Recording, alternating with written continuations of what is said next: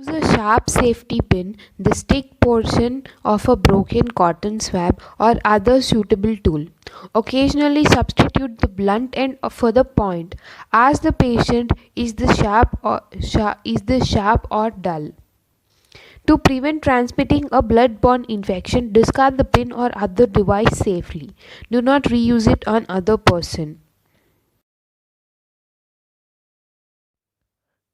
Testing skin temperature is often omitted if patient pain sensation is normal. If there are sensory deficits, use two test tubes filled with hot and cold water or a tuning fork heated or cooled by running water. Touch the skin and ask the patient to identify hot or cold. With a fine wisp of cotton, touch the skin lightly, avoiding pressure. Ask the patient to respond whenever a touch is felt and to compare one area with another. Use a relatively low pitched tuning fork of 128 Hz, tap it on the heel of your hand and place it firmly over a distal interphalangeal joint of the patient's finger, then over the interphalangeal joint of the big toe. Ask what the patient feels. If you are not sure whether the patient is feeling pressure or vibration, ask the patient to tell you when the vibration stops. Then touch the tuning fork to stop it from vibrating and confirm this change with the patient. If vibration sense is impaired, proceed to more proximal bony prominences, example wrist, elbow, medial malleolus, shin, patella, anterior superior iliac spine, spinous processes, and clavicles. Grasp the patient's big toe, holding it by its sides between your thumb and index finger.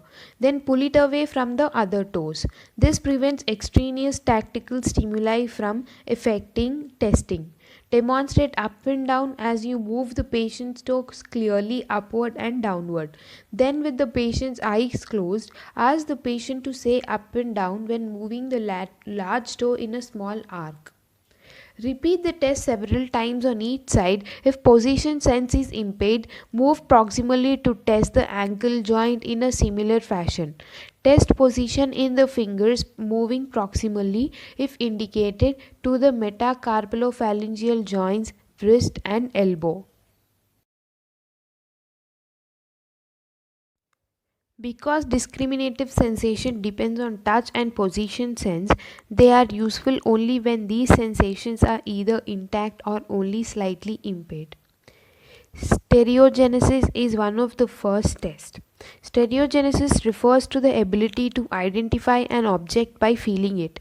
Place a familiar object using such as a coin, paperclip, key, pencil or cotton ball in the patient's hand and ask the patient to tell you what it is.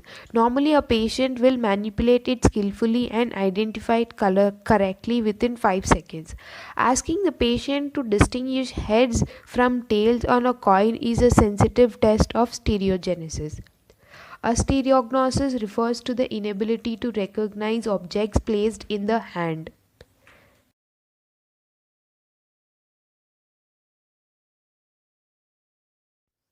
If arthritis or other conditions prevent the patient from manipulating an object well enough to identify it, test the ability to identify numbers with the blunt end of a pen or a pencil drawn on a large number in the patient's palm. A normally abled person can identify most such numbers. The inability to recognize numbers or graph anesthesia indicates a lesion in the sensory cortex. Using the two ends of an open paper clip or two pins, touch a finger pad in two places simultaneously. Alternate the double stimulus irregularly with a one-point touch. Be careful not to cause pain. Find the minimal distance at which the patient can discriminate one from 2 points, normally less than 5 mm on the finger pads. This test may be used on other parts of the body, but normal distance vary widely from one body region to another. Lesions of the sensory cortex increase the distance between two recognizable points. Briefly touch a point on the patient's skin, then ask the patient to open both eyes and point to the place touched. Normally, a person can do so accurately. Lesions of the sensory cortex impair the ability to localize points accurately. Stimulate one side or simultaneously stimulate corresponding areas on both sides of the body. Ask where the patient feels your touch. Normally, both stimuli are felt. With lesions of the sensory cortex, only one stimulus may be recognized. The stimulus to the side opposite the damaged cortex is extinguished.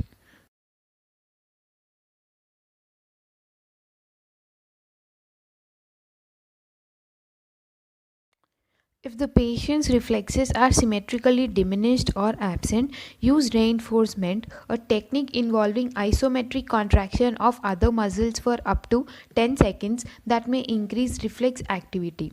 To reinforce the arm reflexes, for example, ask the patient to clench his or her teeth or to squeeze both knees together. If leg reflexes are diminished or absent, ask the patient to lock fingers and pull one hand against the other. The patient's elbow should be partially flexed and the forearm pronated with palm down. Place your thumb or finger firmly on the biceps tendon. Aim the strike with the reflex hammer directly through your digit toward the biceps tendon. Observe flexion at the elbow and watch for and feel the contraction of the biceps muscle.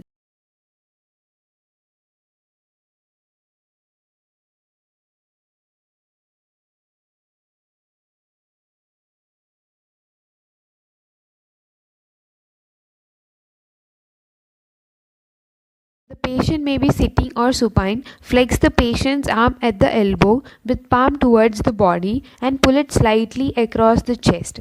Strike the triceps tendon with a direct blow directly behind and just below the elbow. Watch for contraction of the triceps muscle and extension at the elbow. The patient's hand should rest on the abdomen or the lap. With the forearm partly pronated, strike the radius with the point or flat edge of the reflex hammer about 1 to 2 inches above the wrist. Watch for flexion and supination of the forearm. The patient may be either sitting or lying down as long as the knee is flexed. Briskly tap the patellar tendon just below the patella. Note contraction of the quadriceps with extension at the knee. Place your hand on the patient's anterior thigh. Lets you feel the reflex. If the patient is sitting, partially dorsiflex the foot at the ankle. Persuade the patient to relax. Strike the Achilles tendon and watch and feel for plantar flexion at the ankle. Also note the speed of relaxation after muscle contraction. The slow relaxation phase of reflexes in hypothyroidism is often best detected during the ankle reflex.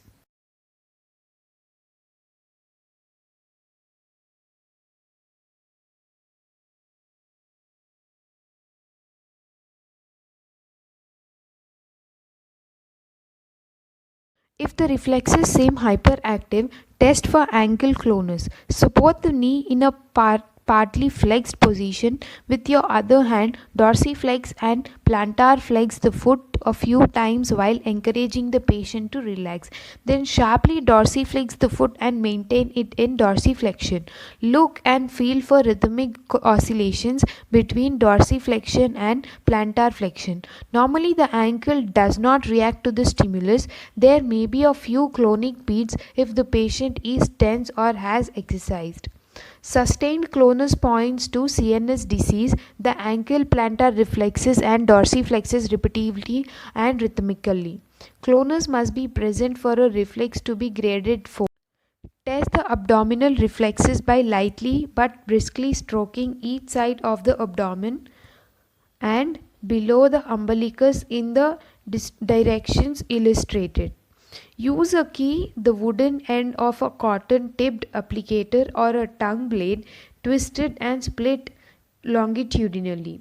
Note the contraction of the abdominal muscle and movement of the umbilicus towards the stimulus. Abdominal reflexes may be absent in both central and peripheral nerve disorders.